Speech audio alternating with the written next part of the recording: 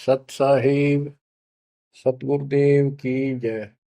बंदी छोड़ कबीर साहिब जी की जय। बंदी छोड़ गरीबदास जी महाराज जी की जय। स्वामी राम देवानंद जी गुरु महाराज जी की जय हो।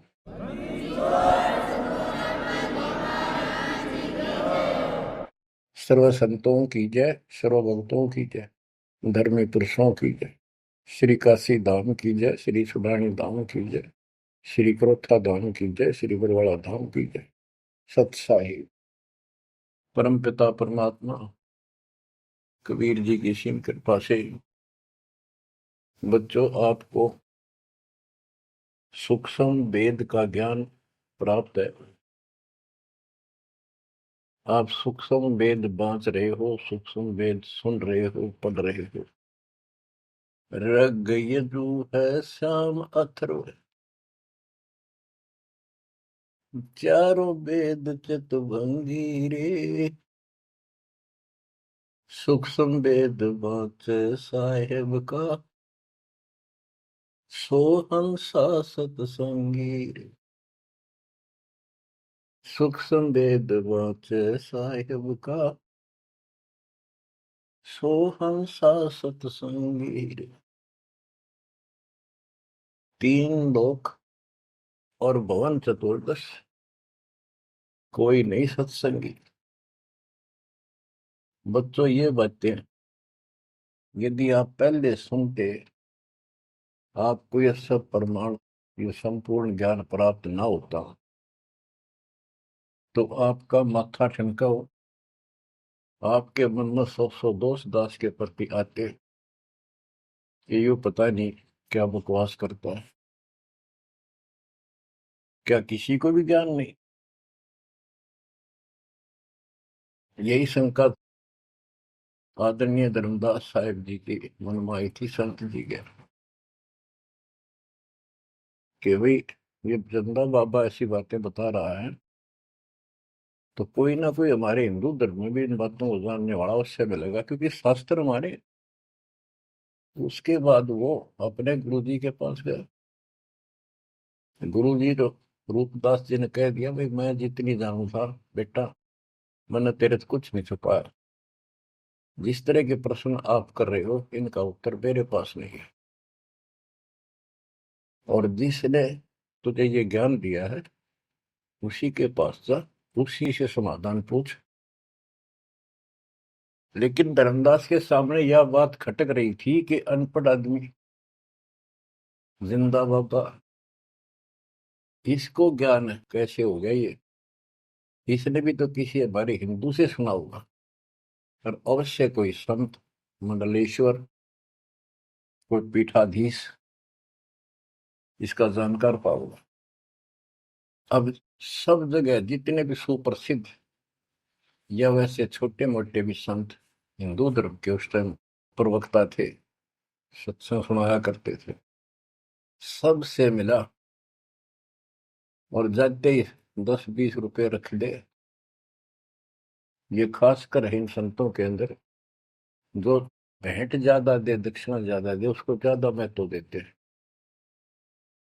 इस बात की धर्मदास जी को भी खूब पता था कि ये तभी प्रसन्न होकर मुझे कुछ राह बताओगे। जाते 5-10 रुपए दर है, क्योंकि उसमें 5-10 रुपए आज के 5 लाख के बराबर थे। वहां तो एक पैसा भारी होता था उस समय। सबसे प्रसन्न कर लिए, किसी के पास इस तरह बात नहीं थी। श्री कृष्ण विष्णु भगवान है, सारी सृष्टि के रचनहार है, इनके कोई माता पिता नहीं, ये आपो आप है, स्वर्ग से ऊपर कोई स्थान नहीं। आखिर में हार के, थक के और कति बुरी तरह रोए कि अब के बनाए। परमात्मा फिर भी उसको, जब वो धक्के खा के आ रहा था, एक अन्य हिंदू साधु के रूप में एक पेड़ के नीचे बैठ गया नदी के किनारे। 5-7 भगत और बैठे थे उसके पास। जिज्ञासु वैसे ही बाबा भी चलता फिरता था। धर्मदास जी के रास्ता उसके साथ से था, उसने सोचा चल आगे, आगे चल। इसे मंडलेश्वरों के पास घूमे। साधु का रूप दाता ने बना रखा था। फिर मालिक की प्रेरणा अपने बच्चे को लेना था सर। उसी समय प्रेरणा हुई कि काफी देर से चल रहा हूँ, विश्राम भी करना है, यही कर लेता हूँ और इसकी तलाशी भी ले लेता हूँ। वहां बैठ गया जाकर और बैठे थे, इतना तो बोलना को नहीं। वो दूसरे उठ कर चले गए। जब एकला रह गया, परमात्मा बोले, धर्मदास खोज लिया तत्व ज्ञान, मुझे बता दे कि मिला होता कितना। आंखें फटी की फटी रह गिर, मालिक उसी समय उसी रूप में आ गए। बच्चों, इस नरक से निकालने के लिए उस मालिक ने अपने एक बच्चे के लिए कितना कुछ करना पड़ा, कितने खाड़े कर दिए। वहां से शुरुआत करनी थी अपने कलयुग की भक्ति की। और वो अच्छी आत्मा थे, भगवान के बच्चे थे, पूर्व जन्म के संस्कारी मालिक के थे। जैसे सम्मन था, सम्मन ने कितनी कुर्बानी दी थी, बेटा काट दिया मालिक के नाम पर। अब उसके लिए खाड़े करे थे परमात्मा ने, कहाँ कहाँ कैसे बंदी बने, कोड़े खाए, उसकी सेल बिस्तर बिछाए।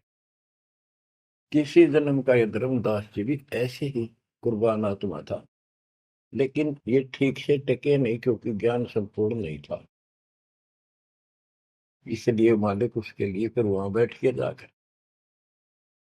धर्मदास जी परमात्मा के चरणों में गिर के अपनी ढीठता, अपने अविश्वास, अज्ञानता का बहुत पश्चाताप किया। हे मालिक, आप सत्य, आपका ज्ञान सत्य, आपका समाधान सत्य। परमात्मा बोले, ये प्रेरणा मैंने की थी तेरे अंदर।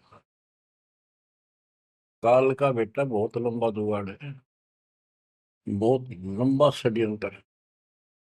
पाया किसी के पास ये ज्ञान। हे महाराज, ज्ञान के वो तो गंध भरा, काम करो सारा सड़ रहे हैं। तो बच्चों, अब आपको दास बताना चाहता है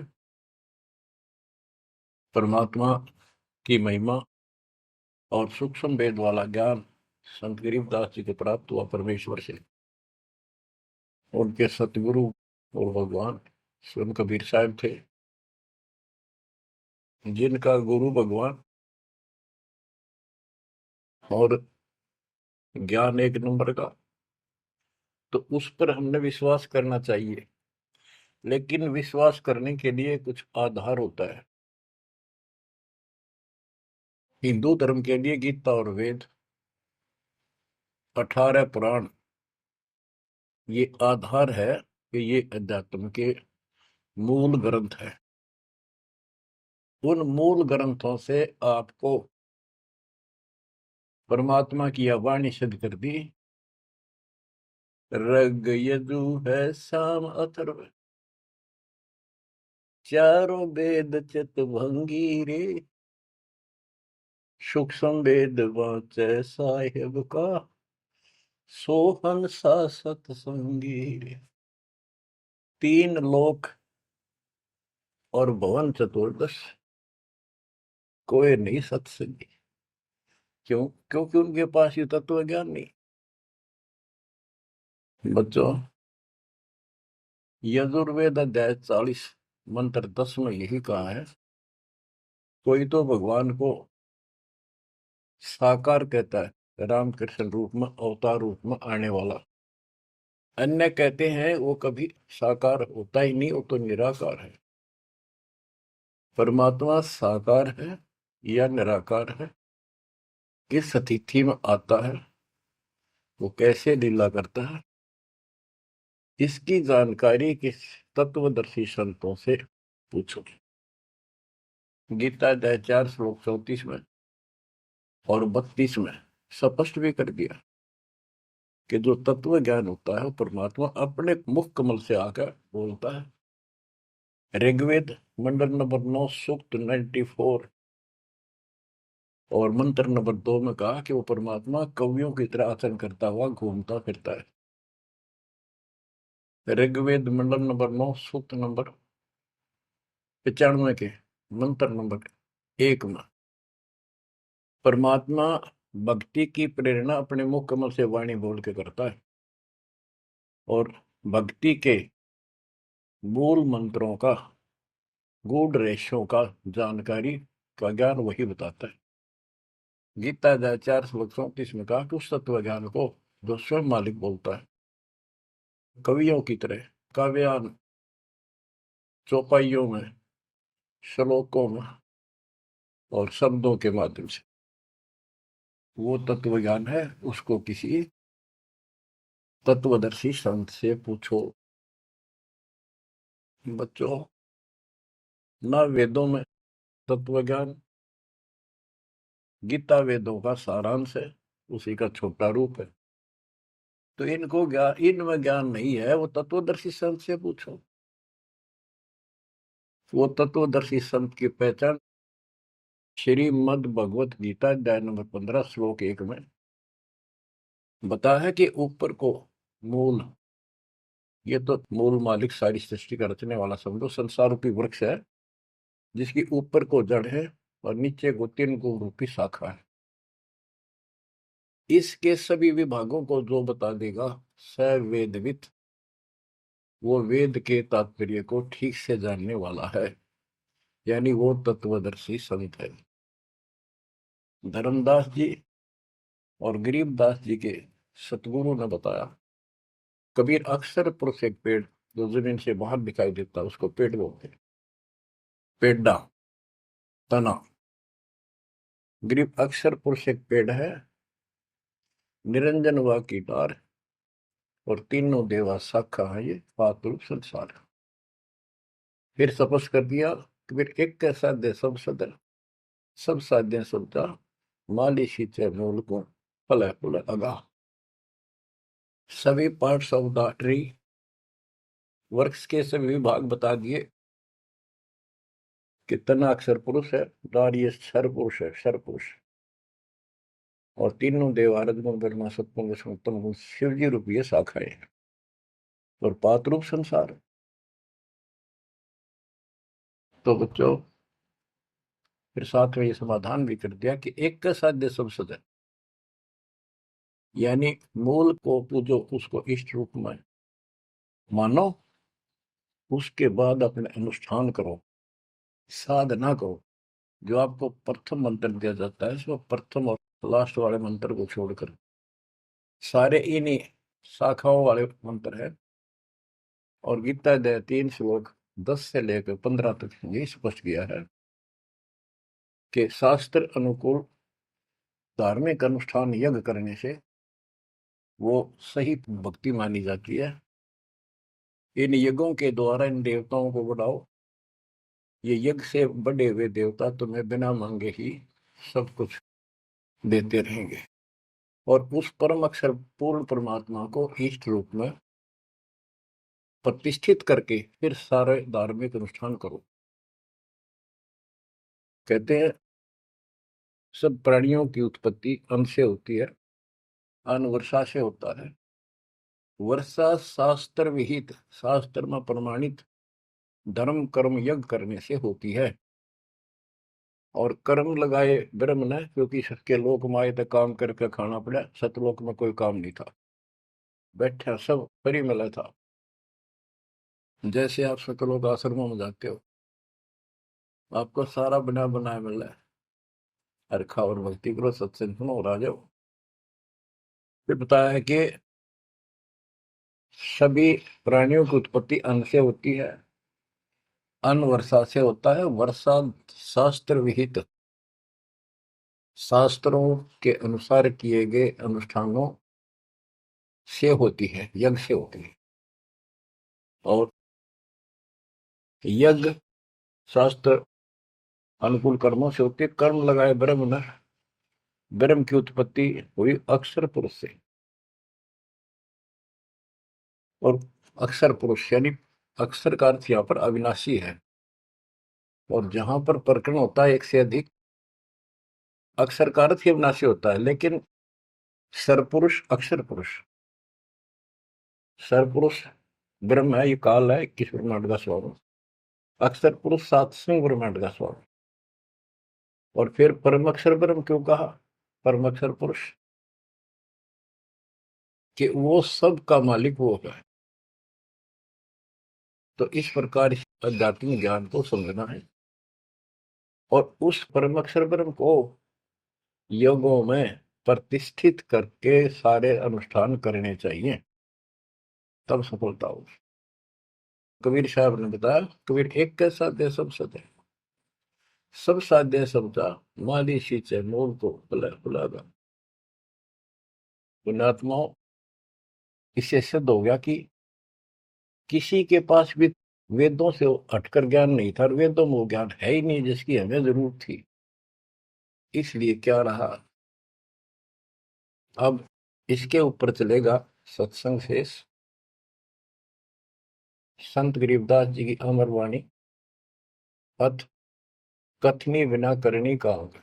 इसमें से कुछ वाणी सुनाएगा दास। जैसे आपको बताया गया कि काशी विद्यापीठ पढ़ कबरा मनाते थे, उनको विद्वान माना जाता था, उनकी दुकान बढ़िया चला करती थी यहाँ भोले समाज में। तो गरीबदास जी उस पढ़ाई के बारे में कहते हैं जो वो पढ़ा करते हैं, केवल लोगों को ठगने के लिए। गरीब पढ़ना गुणना चातुरी, यह तो बात सुगम, सत सुकृत और बंदगी, यह है बात अगम। के गीता वेद पुराण पढ़े लिए, चतुरता दिखा दी, बड़े बड़े लेक्चर झाड़ दिए, ये तो बहुत आसान है।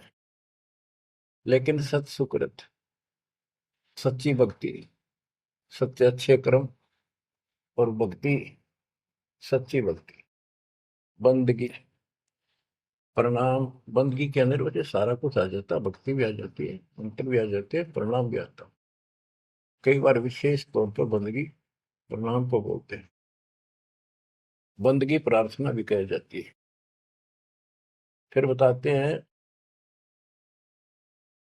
कि सत्य सुकृत, अच्छे कर्म, और बंदगी, परमात्मा की स्तुति, नमस्कार, प्रणाम, भक्ति, सच्चे ढंग से पूरे गुरु से प्राप्त करके तत्व ज्ञान के आधार से करना, यह है बात अगम। ये ऊंची बात है, आगे की है, बहुत सबसे आगे की, सबसे श्रेष्ठ। गरीब पढ़ना गुनना रोग है, उलझे दुनिया माही, 52 अक्षर में बंद रहे, आगे की सुध नाही। संस्कृत भाषा के 52 अक्षर बताए। इसको इसलिए सीधा अर्थ कहते हैं, तो संस्कृत से सीमित है, इन ग्रंथों तक सीमित है, इनमें वो ज्ञान है नहीं। ये उलझे दुनिया में, ये लक्ष्य 84 के चक्कर में रह गए। गरीब पढ़े गुणे पावे नहीं, अनपढ़ने से न्यार, अंकोतर छंद है, कैसे पावे पार। कहते पढ़े गुणे पावे नहीं, अनपढ़ने से न्यार, यानी जो चतुरता दिखाने के लिए पढ़ते हैं वो कभी नहीं परमात्मा प्राप्त कर सकते, ना वो ज्ञान मिले। अनपढ़ने से न्यार, के बिना पढ़े भी बात नहीं बने। अब जैसे आप अक्षर ज्ञान प्राप्त कर रहे हो, आप भले ही अपनी रोजी रोटी के लिए कर रहे हो, लेकिन अब इस पढ़ने से आपको अपने मूल ग्रंथ समझ में आ जाएंगे। ये सूक्ष्म वेद है, इसके अंदर जो गूढ़ रहस्य है वो अन्य वेदों से भी उत्तम और गहरे हैं। इसमें कह दिया पढ़े गुणे पावे नहीं, यह पढ़ाई है वो तो मूर्ख बनाने की। अनपढ़ने से ना रहे, जो नहीं पढ़े वो भी दूर रहेंगे। हमारे को अक्षर ज्ञान नहीं था, इसलिए हम इन चतुर लोगों की बातों में फंसे रहे। गरीब वेद कथें चित चूक है, मन में मान मरोड़, कहने मात्र के तो पंडिता, ये होते लिखे डोर। कि इन वेदों के पढ़ने मात्र से कुछ भी हासिल नहीं होना, क्योंकि वो ज्ञान है ही नहीं जी। अपने को जरूरत है मोक्ष प्राप्त हो, और वो ज्ञान मालिक प्रत्येक युग में आकर बोलते हैं, पर कदर नहीं बनी। गरीब वेद कथे चित चूक है, मन में मान मरोड़, अहंकार, और कहने मात्र के तो पंडित हैं, ये वो दिल्ली के ढोल के 84 लाख योनियों में जाएंगे। अब जैसे एक बहुत ही अच्छा उदाहरण दिया संत गरीबदास जी ने, बच्चों ये गाना बजाना समय के अनुसार शब्द भी सुनाए जाते हैं, और ये कड़वी गोली भी खिलाई जाएगी, तभी ये रोग कटेगा। सारा ट्रीटमेंट कंप्लीट करना पड़ता है। अब ध्यान से सुनो। पुराने समय में तिलों से तेल निकाला जाता था। वो व्यक्ति जो काम ये करते थे उनको तेली बोलते थे। वो एक कोल्लू लगाते थे। वो कोल्लू एक मशीन होती है, जिसमें 3-4 गिरारी सी होती, मोटी मोटी भारी भारी, और उसके ऊपर एक ऐसा पात्र लगा होता है जिसमें नीचे सुराख होता है, और उसमें सरसों डाल दी, तिल डाल दिए, वो धीरे धीरे नीचे जाता रहता। कोल्लू चलता है, एक लंबे लकड़, लंबा लकड़, कम से कम भी 15-20 फुट लंबा। उस कोल्लू को चलाने के लिए एक लंबा लकड़ फंसा के, और उस लकड़ को पाट बोलो हमें, लाठ पाट, उसको बैल से चलाया जाता था। और वो बैल उस लकड़ की जितनी लंबाई होती है उसके में ही सर्कल में घूमना होता था उसको। वो सर्कल होता था, उसके एक सर्कल में घूमता था, सेम कति फिक्स्ड होता था उसका डायमीटर। उसी परिधि में वो बैल घूमता रहता था, और उधर से कोल्लू चलने से तेल निकलता। उस कोल्लू को चलाने के लिए एक बैल का प्रयोग किया जाता था।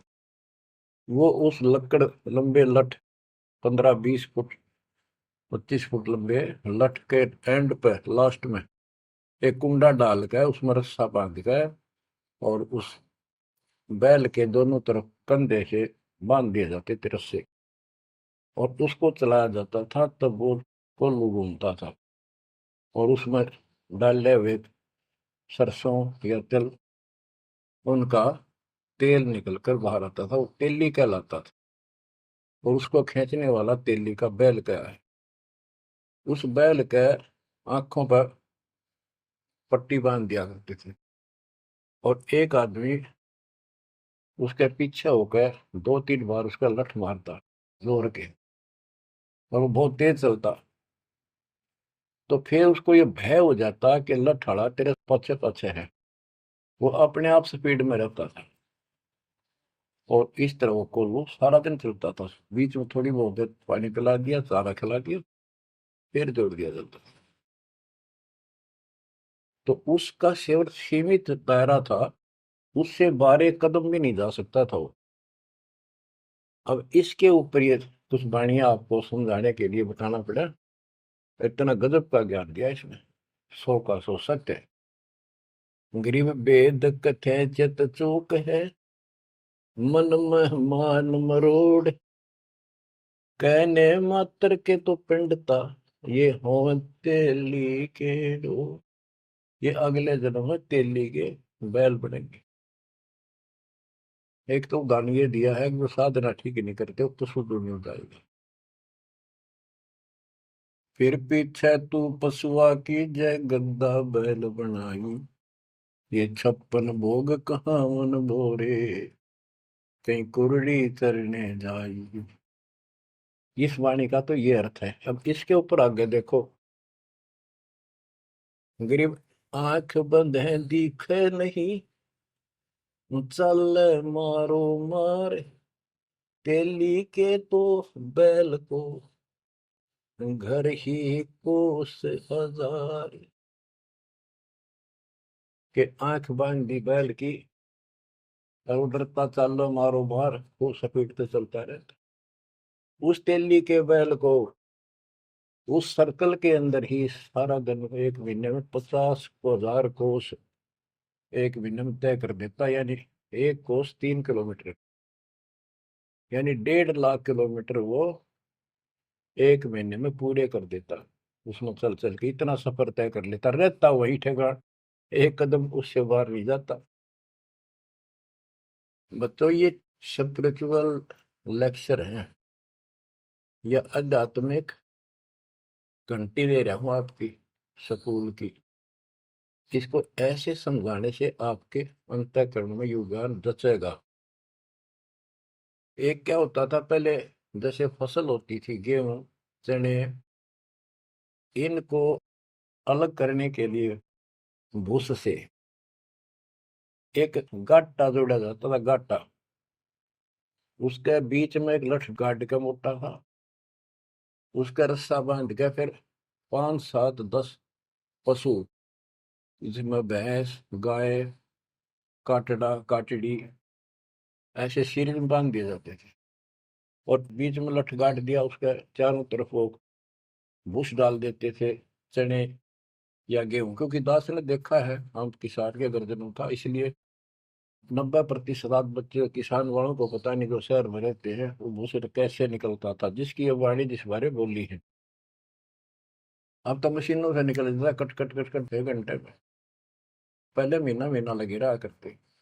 दास का जन्म ऐसे समय में दिया दाता ने जब वो 5505 निकट आ रहा था, और वो पिछला प्रोसेस सारा पता है जो एक वाणी में बोला गया है। दास को समझने में आसानी रही, आपको समझाने में आसानी होगी। तो उसको हम तो गाटा बोला करते, गाटा जोड़ रखे है। वो सारे पशु एक लाइन में चलते रहते, चारों तरफ घूमते, जैसे तेली का बैल घुमा करता। ये उस फसल को काटने के लिए उनके पैरों के नीचे वो फसल कट जाती, छोटा छोटा तूड़ा भूस बन जाता। फिर उससे गेहूं चने अलग कर लेते और भूस अलग हो जाता। उसको गाटा बोला करे। और पलवल साइड इधर फरीदाबाद साइड में उसको धाए बोलते थे, धाए। धाए यानी पशुओं का एक समूह, एक से एक गले का रस्सा बांध दिया जाता था। वो बाहर नहीं जा सकते, अंदर आ नहीं सकते, क्योंकि एक दूसरे को धक्का नहीं दे सकते। वो एक लाइन में चलते थे चारों तरफ सर्कल में। अब इसको इन अज्ञानी गुरुओं के ऊपर सेट किया है दाता संत गरीबदास जी ने इस वाणी को। गरीब दाएं जुड़ी अज्ञान की, गह घाटा ठोरे, एक पेड़ चाले नहीं, काट बड़ी बड़ी खोर। के जैसे वो पशुओं के द्वारा धाय जोड़ के घुमाई जाती है, और वहीं घूम रहे होते, उससे अलग एक कदम नहीं जा सकते। तो जितने भी ये संत हैं, इन्होंने अपने अपने चेले बांध रखे, अपने अज्ञान वाले लटके। गुरु बन कर बैठ गया और उसको पशु बांध रखे, पशु पुत्र। वो इस जन्म मरण के चक्कर में यही गाटा गा रहे हैं, यही दाएं चल रही है उनकी। एक पेड़ चाले नहीं, और कड है बड़ी बड़ी खोर। खोर मैंने बड़े बड़े कदम रखे, तेजी से चलना, पाथे डंडे लागे होंगे। तो ये सारे जितने भी चेले हैं, उनके जितने गुरु हैं, उनके जितने शिष्य हैं, उनको तो धाए बताई, ये गाटा। और इस जन्म मरण के चक्कर को एक ये सर्कल बताया कि इसी में ये घूम रहे हैं, एक कदम इस तरह बाहर नहीं जा पाए। जाना सतलोक है। जैसे किसी ने सफर करना है तो कदम जितने रखेगा मंजिल की ओर होते हैं, ठीक रास्ते पर। और ये वहीं बांध रखे और स्वार्थवश जिसने पशुओं को, वो तो उस सर्कल में घूम सके, उस तो बाहर जा ही नहीं सकता। गरीब दाएं जुड़ी अज्ञान की, गह घाटा ठोरे, एक पेड़ चाले नहीं, काटे बड़ी बड़ी खोर। गरीबदास जी ने कहा है, कोई है रे परले पार का, जो भेद कहे झनकार का। वारई गोरख वारई दत्त, यानी ये सब वार ध्रुव प्रहलाद अर्थ वार ही सारे, ब्रह्मा भी वार, ये भी वार, सारे ब्रह्मा विष्णु महेश यहीं पर, दुर्वासा वार, ये गह गाटा ठोर। गरीब चार वेद सट शास्त्र, पढ़े 18 पुराण, सतगुरु पूरा मिला नहीं, पंडित हो सी समान। ओह, कबीर साहब कहते हैं, गुरु बिन काहू न पाया ज्ञाना, जो तो था वो छड़े किसाना। गुरु बिन वेद पढ़े जो प्राणी, समझ अनुसार रहे ज्ञानी। बच्चों, एक तो होती है मान बढ़ाई अहंकार, और एक सच्चाई जो होती है वह मान बढ़ाई नहीं कहलाती। जैसे दास कह रहा है, और जब आपको भी समझ आ गई है, स्पष्ट हो गया, आपको पता लग गया है कि गुरु बिन वेद पढ़े जो प्राणी, समझे ना सार रहे अज्ञात। वेद पढ़े पर वेद न जाने, ये वाचे पुराण 18, और पत्थर की पूजा करे। भूल गए सब जनारा, सर आदि निकलवा पत्थर पूजवा। क्या इन्हें वेद पढ़े, क्या इनको गुरु मिला? जय सतगुरु की संगत करते, ये सकल कर्म कट जाए।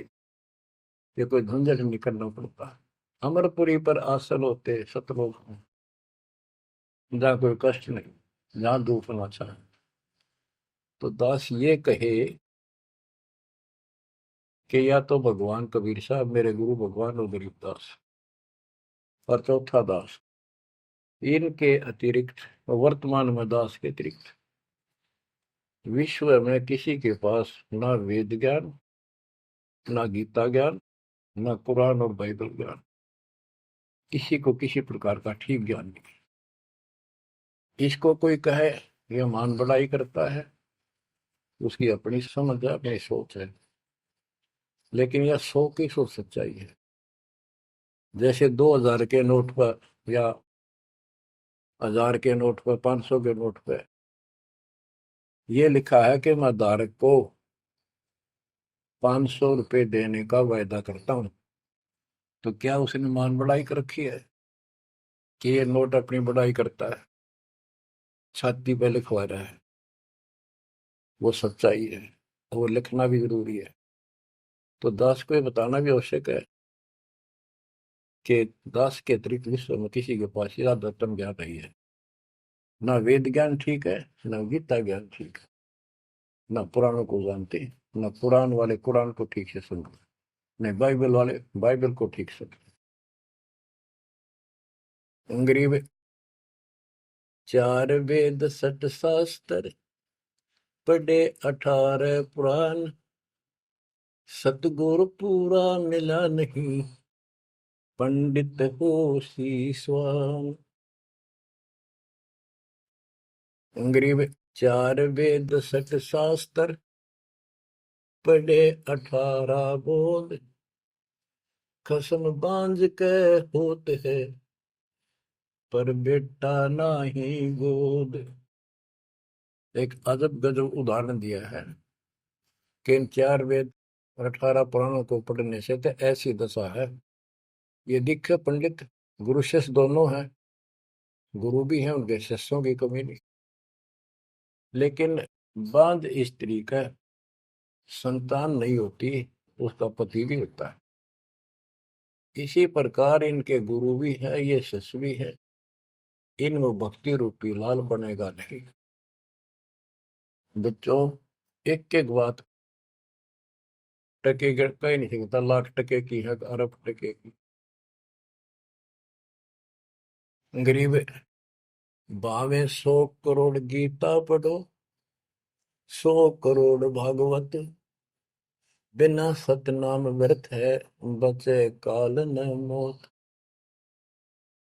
गिरिव गर्त अग्नि में डाल कर पंडित कर है होम। सुर वासना जात है क्या करत है होम। गिरिव सुमरण सेवा बंद की सब कोई जानत खूब। बिन सतगुर क्यों पाइए कबीर से महबूब। ओए होए।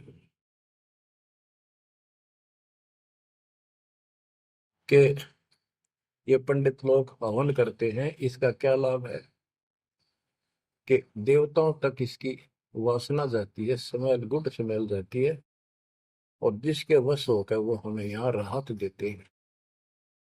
तो ये तो हमें सिर्फ हमारी इस भक्ति में एक सहयोगी है, एक आइटम है हवन यज्ञ। हमने पांचों करनी पड़ेंगी तब ज्यादा लाभ होता है। किसी रोग का ट्रीटमेंट पूरा ही करने से बात होती है। गरीब सुमन सेवा बंदगी सब कोई जानत खूब। भग भक्ति भी करनी चाहिए, सुमन भी करना चाहिए। पर कहते बिन सतगुरु क्यों पाइए। ओए, सतगुरु के बिना कैसे मिलेगा वो कबीर से महबूब। वो भगवान कबीर से ऐसे प्रिया, तुम प्रिय भगवान हमारे कैसे पाओगे। ये दूसरे संत बनावटी इतने गजब के हो जाएंगे, क्या बात। सिर पर उस्तरा करा लिया, माथे पर 3 तिलक, माला 4-5 डाल ली, लाल भगवा वस्त्र धारण कर लिए, और बैठ जाते हैं कतिया करके। गरीबदास जी कहते हैं, गरीब कोरा कलश कुम्हार का, ऊपर चित्र अनूप, वस्तु नीति समझ है जैसे जलवन को। ऊपर तूला साध का अंतर रख्या खो।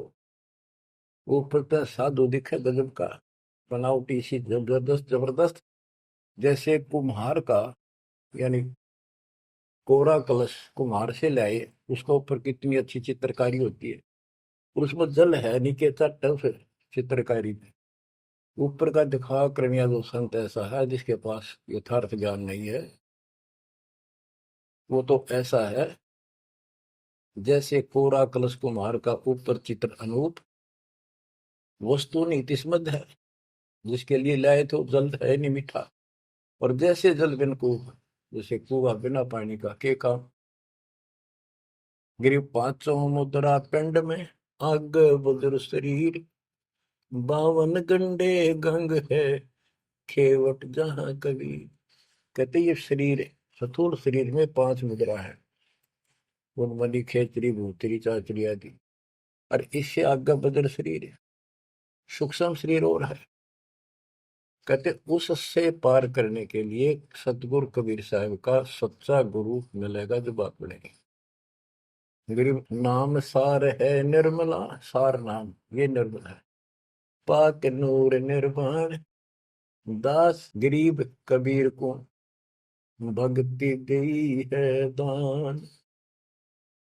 बच्चों, ये अमृत वचन है, बहुत गूढ़ और गहरे है, और आपके लिए जैसे गीता उंगलियां पर उठवा दी, वेदों का सार निकाल के आपके समझ रख दिया। छोटे छोटे बच्चे समझ रहे इस बात को, जो तीसरी चौथी कक्षा में पढ़ रहे, और जो इन काशी विद्यापीठ में पढ़ने वालों के आज तक समझ नहीं आई। तो who is Guru, who is सतगुरु, और हु इज गॉड, ये आप अच्छी तरह समझ चुके हो बच्चों। परमात्मा आपको इतना दृढ़ कर दे जैसे सम्मन की और सेऊ थे। आप इतने दृढ़ हो जाओ, गरीब महिमा की जय संत की, तन मन धन सब दे, सिर मांगे टाला नहीं, मोर ध्वज लग ले। यानी ऐसी परिस्थिति परमात्मा के प्रति, किसी परिस्थिति ऐसी आ जाती है तो मालिक से दूर नहीं हो, कितनी ही कठिन परिस्थितियों से गुजरना पड़े।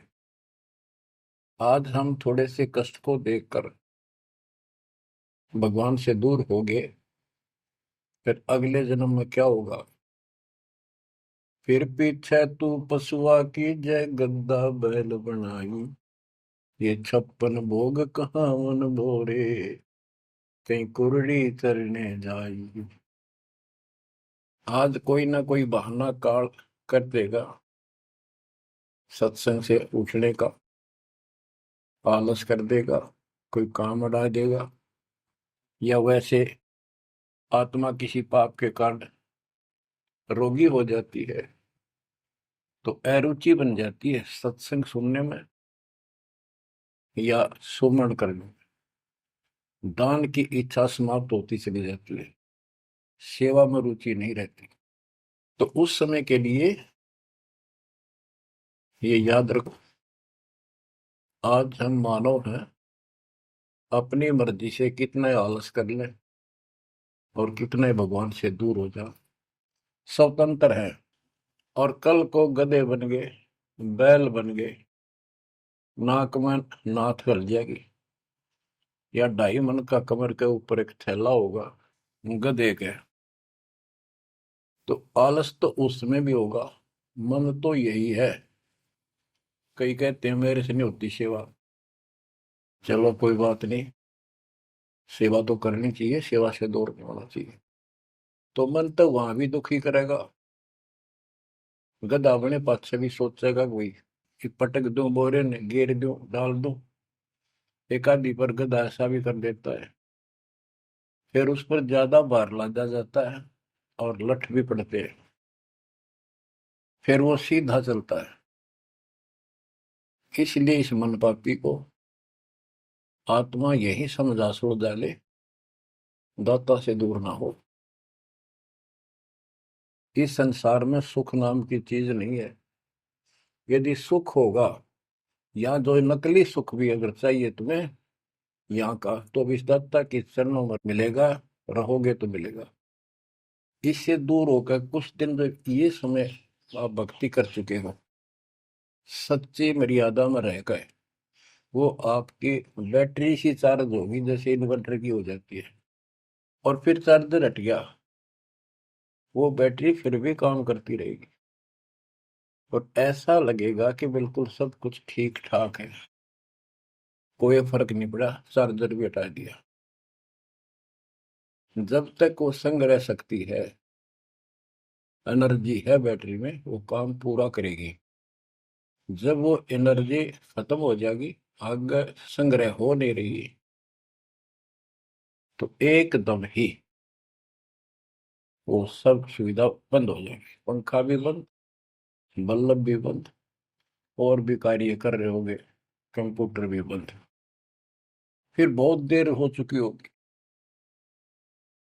इसलिए इन सब बातों को ध्यान रखो, याद रखो। मुश्किल से दाव लगा 7.5 अरब आबादी में से आप ये थोड़ी सी आत्मा परमात्मा की शरण प्राप्त कर पाए हो। तो बच्चों, परमात्मा आपको मोक्ष दे, अपने चरणों में रखे, आपकी तरफ बढ़े, कुर्बान हो जाओ, सत्संग सुना करो ढंग से। देख परमात्मा ने कहां से कृपा कर रखी है। आँख खोल लो ना, जो फूक निकली, और कोई नहीं पूछेगा, धक्के खाते करो, तेरा कुत्ते को देखोगे। परमात्मा साथ इसलिए होगा कि हमारे और कामों में विशद करेगा। इसलिए मालिक पर ज्यादा ध्यान दो, काम करो, काम न को मना करे, उस काम में बरकत भी अब मिलेगी। दाता आपको मोक्ष दे, सदा सुखी रखे, सत्साई।